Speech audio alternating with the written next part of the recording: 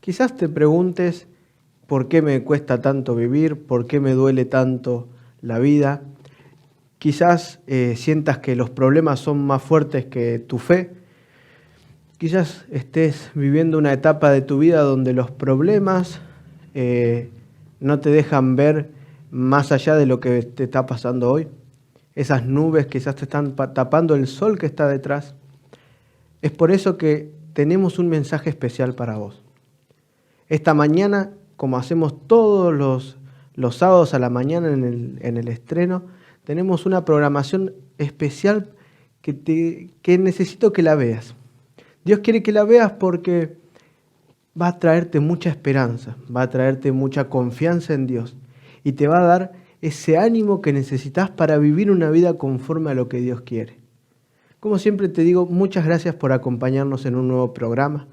Te recuerdo que tenés todas nuestras redes a tu disposición. Todo lo que somos, Perspectiva Siglo XXI, tiene como fin dar a conocer el mensaje de Cristo a todo el mundo, para que Él pronto venga a buscarnos y este mundo lleno de dolor, de angustia y de sufrimiento tenga un final y podamos vivir una vida plena con Dios. En la Biblia está lleno de mensajes esperanzadores, llenos de ejemplos que nos sirven para poder comprender mejor y poder vivir una vida conforme a los principios y mandatos que Dios nos da. ¿Sabes? La Biblia ni de Jesús, ni de los discípulos, ni de nadie fue con un camino, con un lecho de rosas. Al contrario, ellos tuvieron que pasar pruebas, dificultades. Y eso hoy te va a pasar a vos y me va a pasar a mí si nosotros decidimos seguir a Cristo. Pero en esta lucha, en medio de este conflicto, en medio de este gran conflicto que se está dando, esta guerra, esta batalla a nivel universal, nosotros no estamos solos. ¿Sí? Es el deseo de Dios que entiendas que en medio de todos estos conflictos, con todo esto que vos estás luchando, Él te está acompañando. Él está a tu lado. Y en la Biblia vamos a encontrar un montón de ejemplos, vamos a encontrar un montón de eventos que nos van a ayudar. Es momento de que si todavía no tenés una Biblia en tu mano, la vayas a buscar.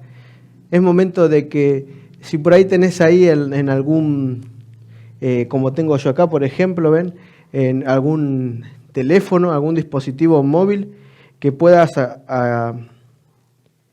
buscar las aplicaciones. Yo tengo varias aplicaciones donde utilizo la Biblia, ¿no? Donde puedo profundizar y estudiar. Si quisieras tener una en papel, podés pedirnos, nosotros vamos a buscar la manera de hacértela llegar. Recordá que a través y a lo largo del programa va a estar apareciendo la información de la manera en que la que vos te podés comunicar. Gracias por acompañarnos, gracias por compartir también estos links de los programas. Te incentivamos a que puedas trabajar, a que puedas ponerte del lado de Dios para poder predicar y que Cristo pronto venga a buscarnos. Y como te decía hoy, en medio de toda esta lucha, en este conflicto que se está llevando a cabo, Dios te da la esperanza y te muestra ejemplos para que vos puedas servir y puedas entender de que la vida de cristiano no es una vida fácil, pero sí es una vida llena de victorias. Fíjate que Pedro, si tenés tu Biblia ahí a mano, en la primera epístola de Pedro, Jesús ya había ido al cielo, él ya estaba trabajando, diríamos, en servir a Cristo. En la primera epístola, el capítulo 1, el versículo 6, dice lo siguiente: en el cual vosotros os alegráis, aunque ahora por un poco de tiempo, si es necesario, tengáis que ser afligidos en diversas pruebas. ¿Saben? La vida del cristiano no tiene que ir de acuerdo a la situación momentánea en la que estás viviendo. ¿Qué quiere decir? Si vos sos un cristiano, no tenés que desanimarte ante las primeras pruebas o fracasos que vos sientas que son fracasos o ante los primeros errores que cometes.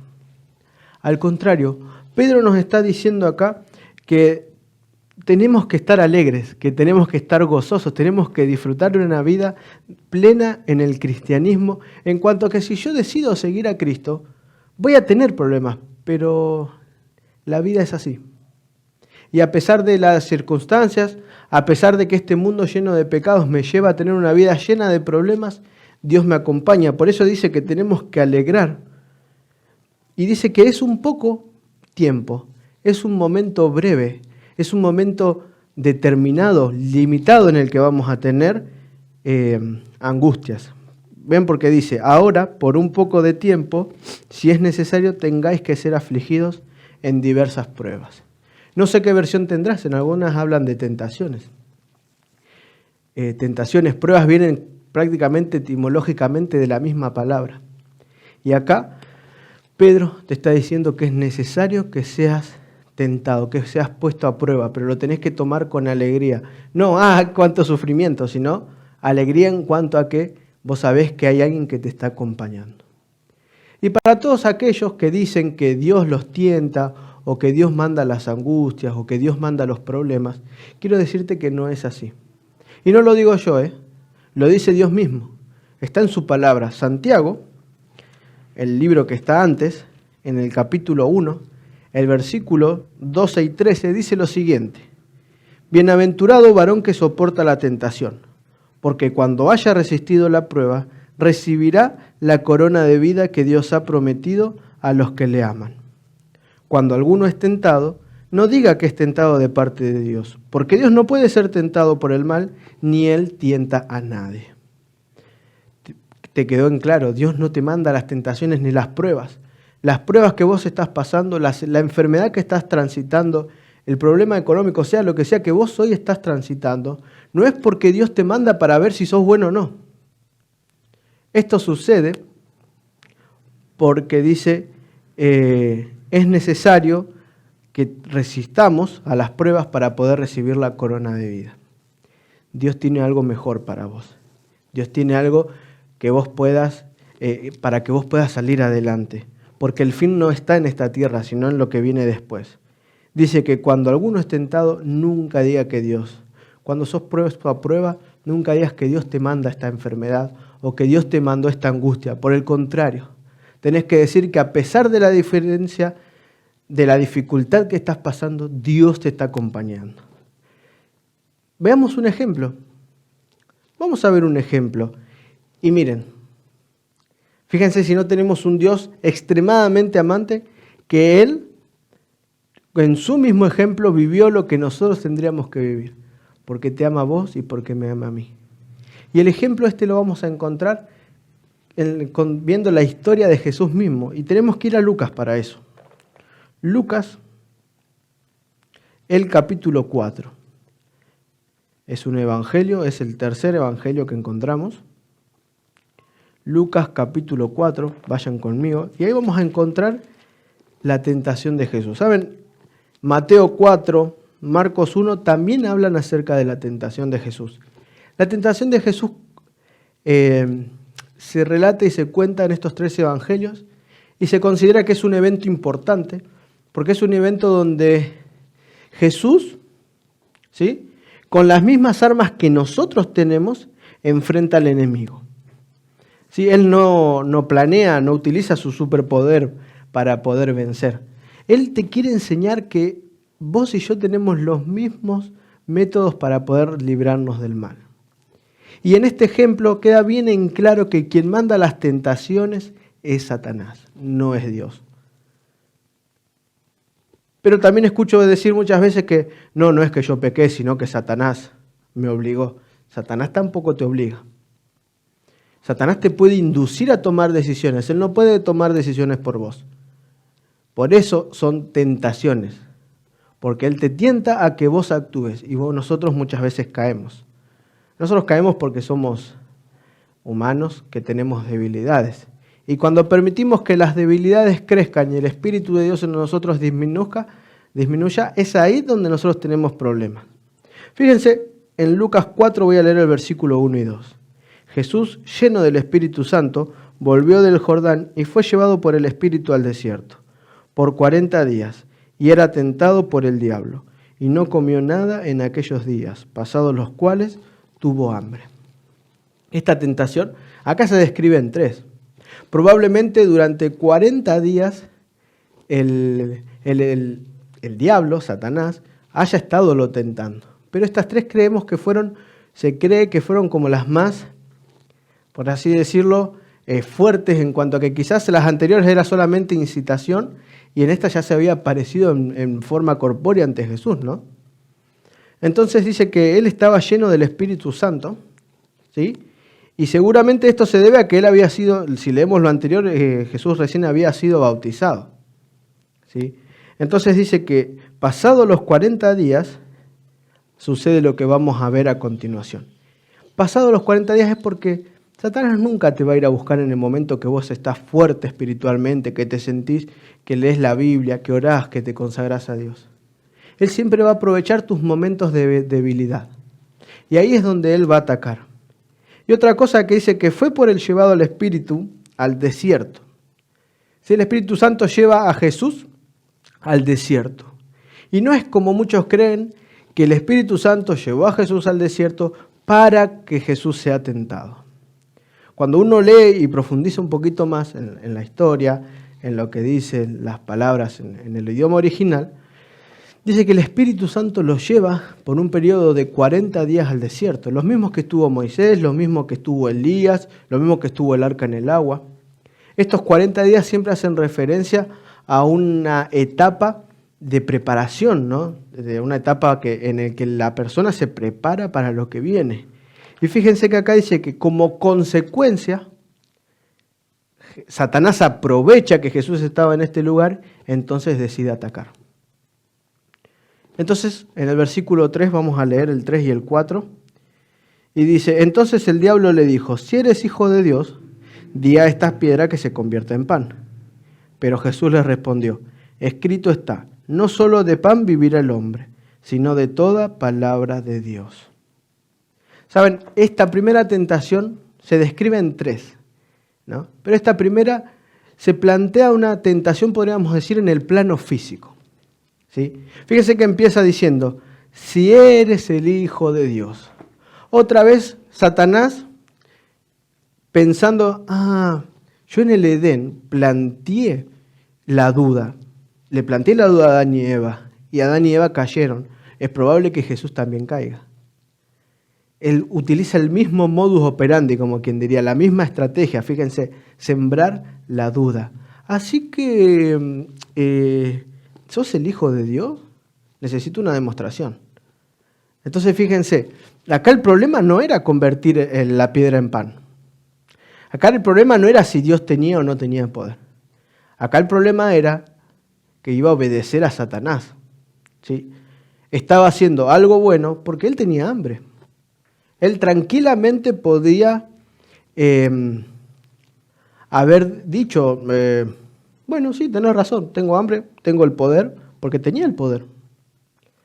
Pero él nos quería mostrar que él tiene las mismas fortalezas y debilidades que nosotros podemos tener hoy. La diferencia es que él era el Hijo de Dios y que él no pecó. Entonces dice, claro, di a esta piedra que se convierta en pan. Entonces Jesús le respondió, él tranquilamente le podría haber dicho, ¿viste que vos hace un tiempito atrás estabas en el cielo y yo te expulsé del cielo? Bueno, haz lo mismo y andate de acá. Tengo el poder, y Jesús tenía el poder para expulsarlo y para que no lo moleste, si lo molestaba. Pero sin embargo, decidió contestarle con el escrito está, con la palabra de Dios en la mano, con su palabra en la mano. Y muchos dicen que cuando Jesús vino a la tierra, él abolió o echó, diríamos, se le sacó valor al Antiguo Testamento. Pero Jesús cita palabras y textos del Antiguo Testamento. Entonces díganme, ¿cómo Jesús lo va a eliminar, diríamos, al Antiguo Testamento si él utiliza el Antiguo Testamento? O sea, le está dando él total validez. Entonces le dijo, Jesús, no solo de pan vivirá el hombre, sino de toda palabra de Dios. Esta tentación le mostraba de que en realidad el Evangelio no es para brindarnos nuevas condiciones de vida, no es lo material lo que importa, va más allá de lo material. Jesús puede sostener tu vida, mi vida, Dios te puede sostener con lo material. Pero el Evangelio tiene que ver con darte y traerte paz al corazón.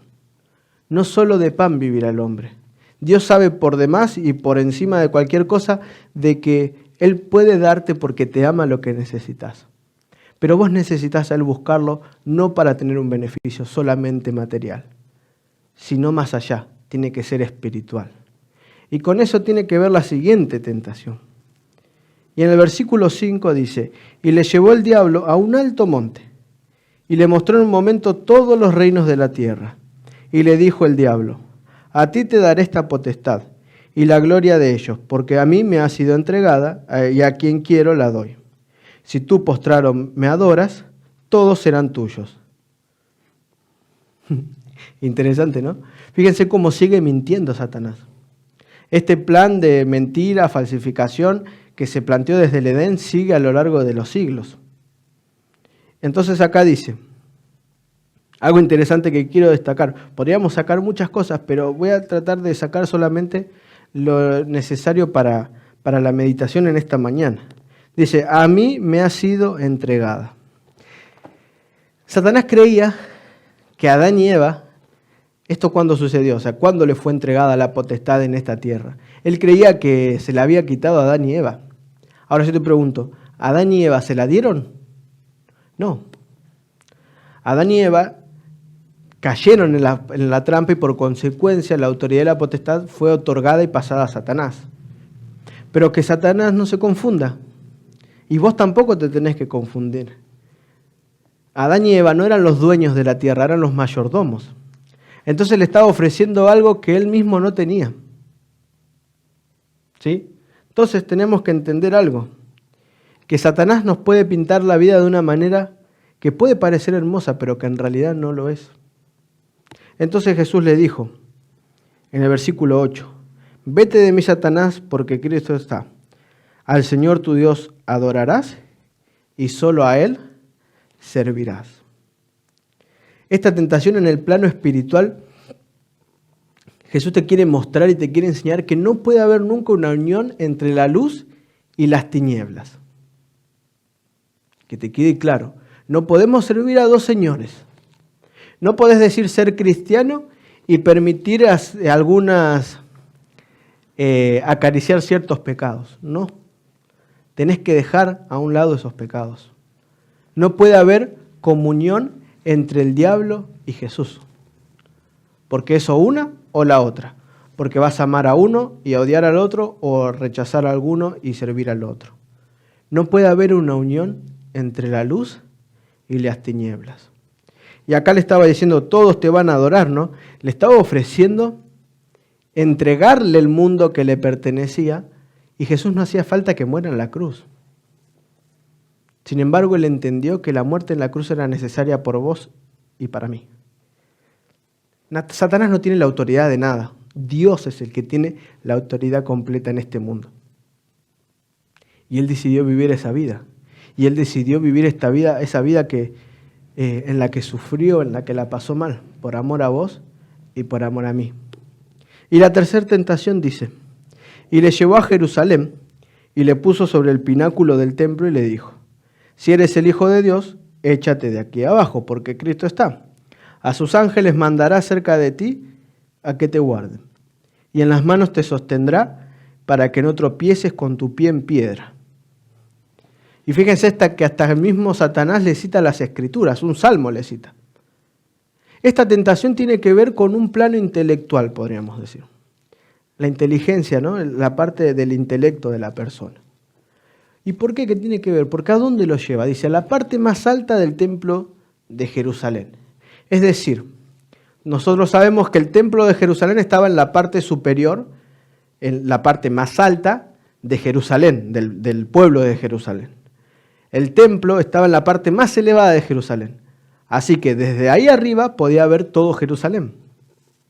Y saben, toda Jerusalén esperaba a un Mesías. Y había una creencia muy típica en esa época, que si iba a venir un Mesías, ¿sí?, ese Mesías necesitaba una manifestación espectacular en el templo. Ese Mesías iba a revelar a su pueblo a través de una manifestación. Imagínense ustedes si Jesús le hubiese hecho caso a Satanás. Se hubiese lanzado y todo el mundo expectante, ¿no?, porque era un lugar de mucha concurrencia, sobre todo los escribas, los fariseos, ¿no?, ver a una persona cayendo desde arriba y que de repente empezara a volar. ¿Qué iba a causar?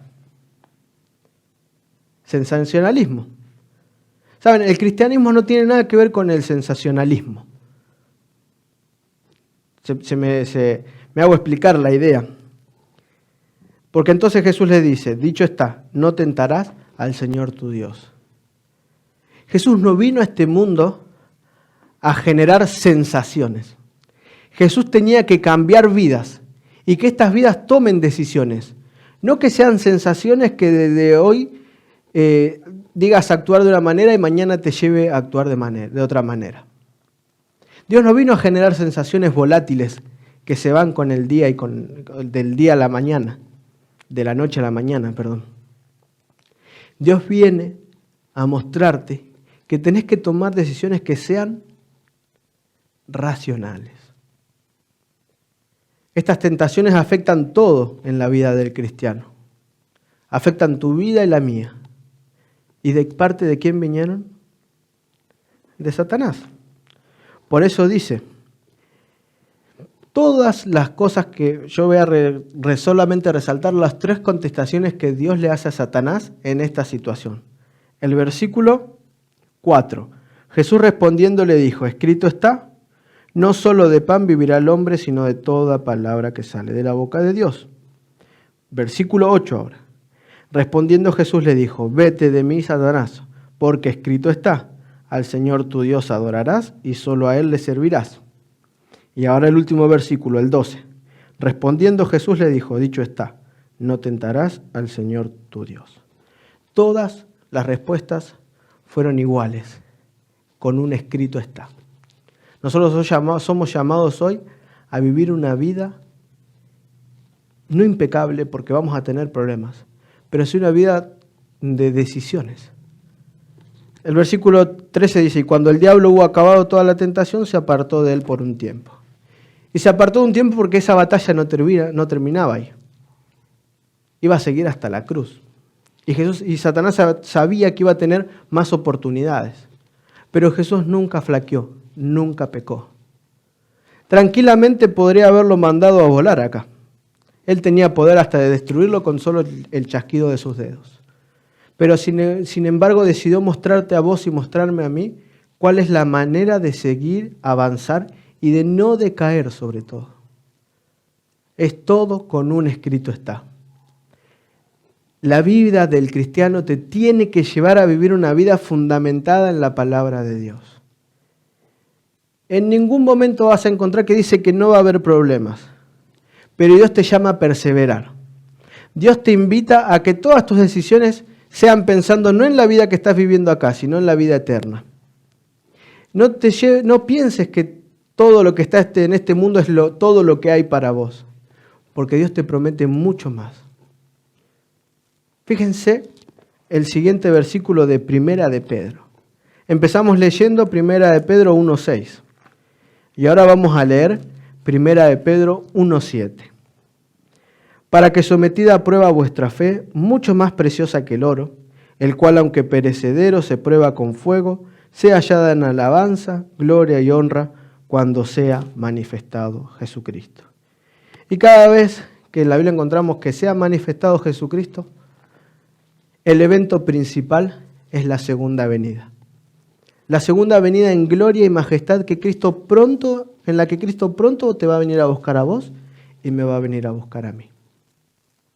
Estamos viviendo una vida donde todo lo pasajero suele ser doloroso.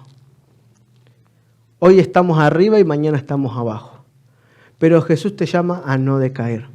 Jesús te está invitando a ser firme. Jesús te está invitando a vivir una vida de cristiano que sea racional, pensando, tomando decisiones, sobre todo confiando en lo que encontramos en su palabra. Él te invita a que vos hoy tomes una decisión, que vos medites cómo es la vida que estoy llevando, cómo es la vida cómo son las decisiones que estoy tomando. Es necesaria que nuestra fe crezca y que todas las pruebas en las que vamos a pasar, Dios te está dando una salida y Dios te está diciendo, la voy a utilizar para algo mejor. Entonces dice, para que sea hallada en alabanza, gloria y honra cuando Jesús venga por segunda vez. Dios es el gran encausador de vidas perdidas. Dios es el gran restaurador de personas rotas. Dios te está dando una nueva oportunidad.